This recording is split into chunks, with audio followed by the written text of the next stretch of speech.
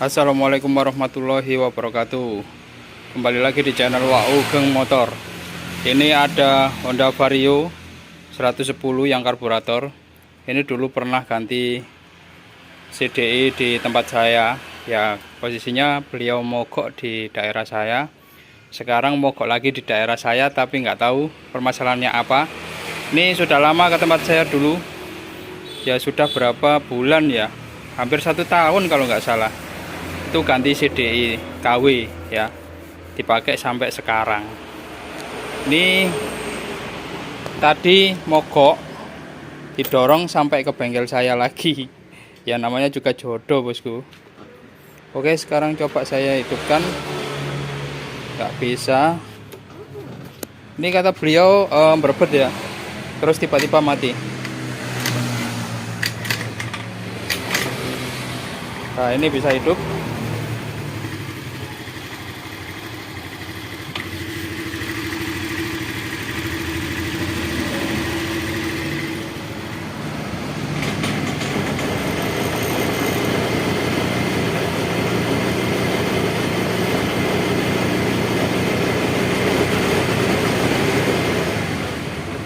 Jadi digas nggak bisa ini, nggak bisa digas. Coba saya lepas sakinya. Biasanya permasalahan di kiprok mati ya. Ini saya goyang, probonya mati. Oke, saya coba cek kakinya. Nyala tapi redup banget. Menyala tapi redup. Oke, ini kita coba di sini. Tadi goblok. Ini kita tempelkan di ground sini sambil kita engkol. Nggak berkedip sama sekali. Ini harusnya berkedip, walaupun nggak dikontak on, harusnya berkedip. Kita cek bagian kiprok karena hidupnya motor ini DC, bergantung pada kiprok. Kalau nggak ada kiprok ya nggak bisa.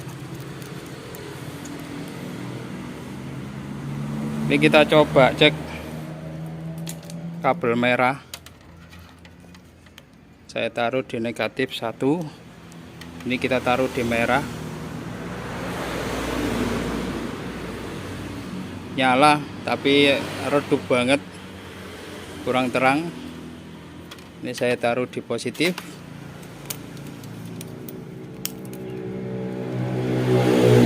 Kita coba cek groundnya, nyala ya, jadi aman groundnya. Sekarang kita lakukan pengetesan di bagian suplai ya. Ini ada kabel putih sama kuning. Ini kita taruh di positif ya. Ini kita taruh di positif capitnya. Terus yang ini kita taruh di putih. Coba kita taruh di putih. Dia nggak tersambung ya. Ini nggak ada ground. Kalau di kuning ada ya. Kalau di kuning ada. Nah, ini kuning ada, di putih nggak ada sama sekali ya. Berarti ada kemungkinan putus ataupun spoolnya ya bermasalah bosku. Ini kan soket yang menuju kiprok. Di sini juga ada soket lagi. Di sini ada soket lagi dari spool menuju ke atas. Ini soketnya di sini. Ini putih sama kuning. Coba kita cek. Nah, putih nggak mau, yang kuning mau. Ya. Ini kan berupa lilitan ya di bagian spool. Nah, itu kan nempel di ground. Ini sama saja kita ngasih ke ground ya. Jadi yang capitnya itu di plus, yang ini negatifnya ya. Ya, ini yang putih nggak bisa, ini nggak bisa menyala, yang kuning bisa. Ini kalau dilihat sekilas nggak ada masalah ya, nggak ada masalah. Berarti saya harus cek bagian spul. Kalau untuk spul motor ini harus bongkar bagian radiatornya. Oke, ini penampakan spulnya basah.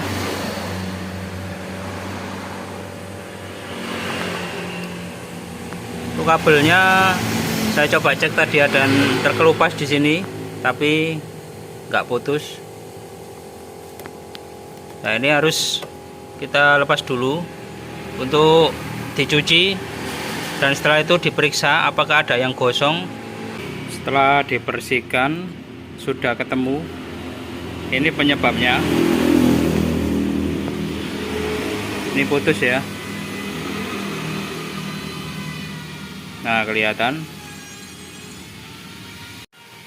Nah, untuk magnetnya juga seperti ini, kotor sekali. Ini yang bikin oli rembes, o-ring ini sama silnya ini. O-ringnya seperti ini. Kalau silnya itu saya nggak dapet yang ori, nggak tahu, susah banget ya. Intinya di sini ukurannya 19,830 ya. Wes, susah banget sekarang cari yang original, bosku. Oke, saya dapat spulnya. Untuk spulnya beliau minta yang KW aja, ya KW tengah-tengah gitu ya bilangnya. Ini sudah saya periksa sekalian di tempat penjualan, jadi harus kita cek ya sebelum kita bawa pulang.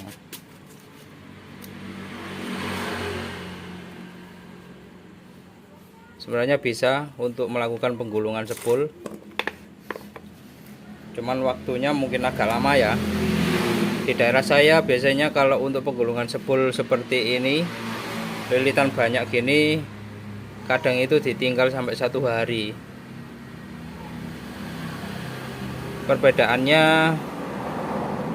mungkin seperti ini ya perbedaannya. Ini sudah dapat pulser.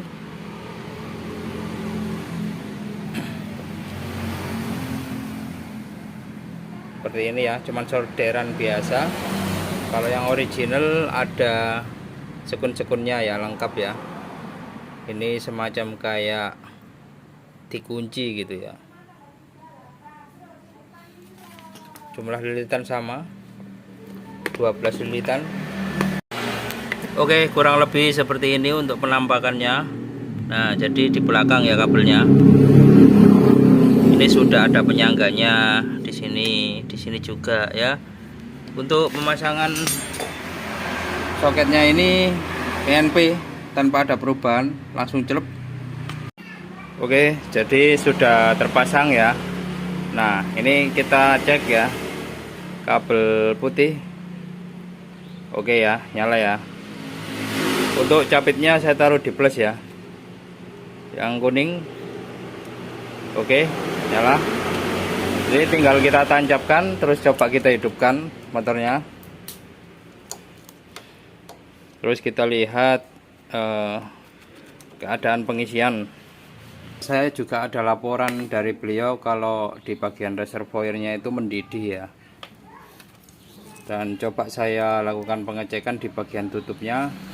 Ternyata ini tutupnya sudah oblak bagian karet bawah. Sementara seperti ini aja dulu, dan coba kita hidupkan motornya. Bismillahirrahmanirrahim. Untuk aki belum saya cas, yang pasti semoga saja bisa hidup. Bismillahirrahmanirrahim. Oke, enak ya, langsung ya.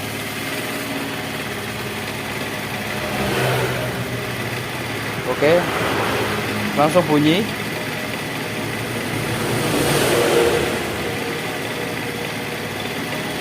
Coba kita gas. Nah, sip ya, sudah sip.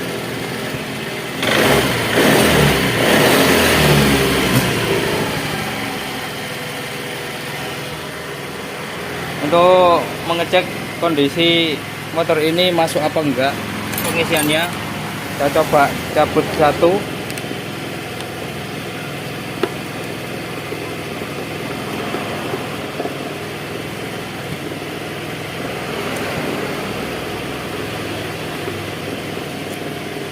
Oke ya, kita cabut.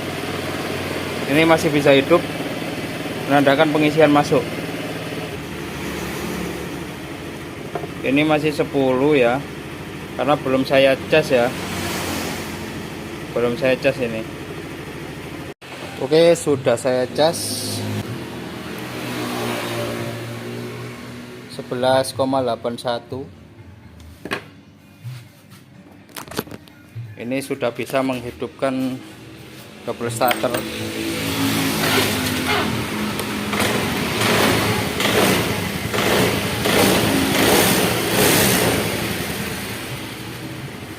Untuk pengecekan bagian pengisian,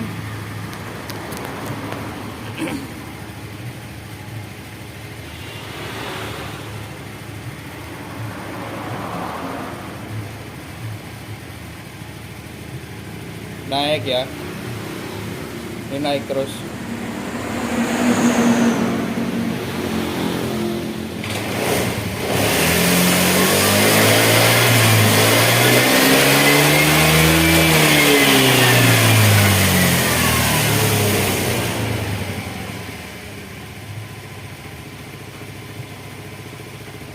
Coba saya pasang lampunya.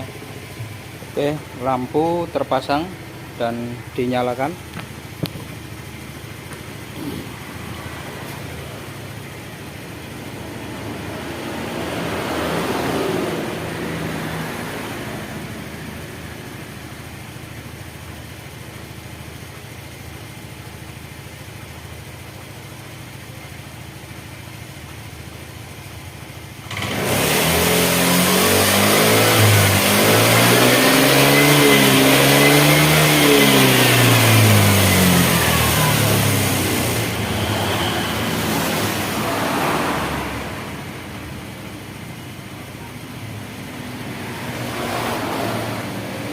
Nggak bisa 14 volt ya, atau kemungkinan akinya ya, karena untuk pengisian itu aki voltasenya cuma 11,8.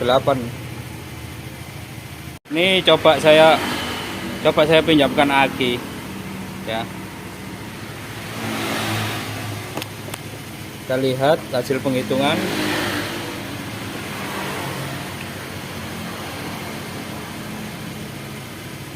Nah, bisa 14 ya, berarti akinya ya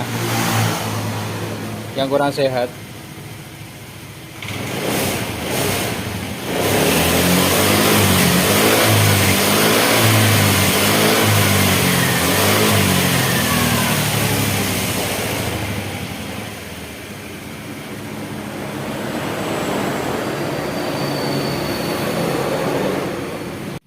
Oke, jadi ini tadi saya belikan dulu original,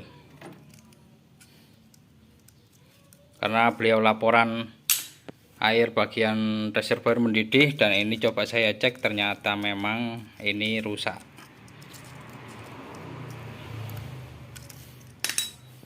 Oke, dan ini untuk bagian pengapiannya sudah sip, sudah nggak berebet lagi.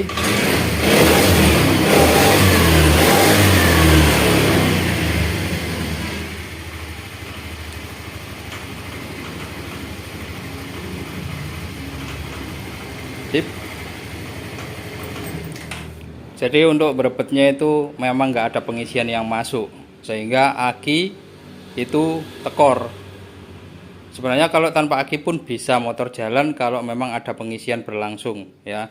Jadi permasalahan memang nggak ada pengisian yang masuk. Nah, sedangkan kemarin mungkin sudah nggak tahu beberapa jam atau beberapa hari yang lalu itu mungkin sudah nggak ada pengisian masuk, tapi dipakai sama beliau karena masih ada di dalam aki ini, masih ada arus ya kan. Setelah dia mulai habis arusnya, mulailah berebet dan gejala itu keluar ya, sehingga akhirnya mogok ya motor ya. Oke, semoga video kali ini bermanfaat. Wassalamualaikum warahmatullahi wabarakatuh. Sip.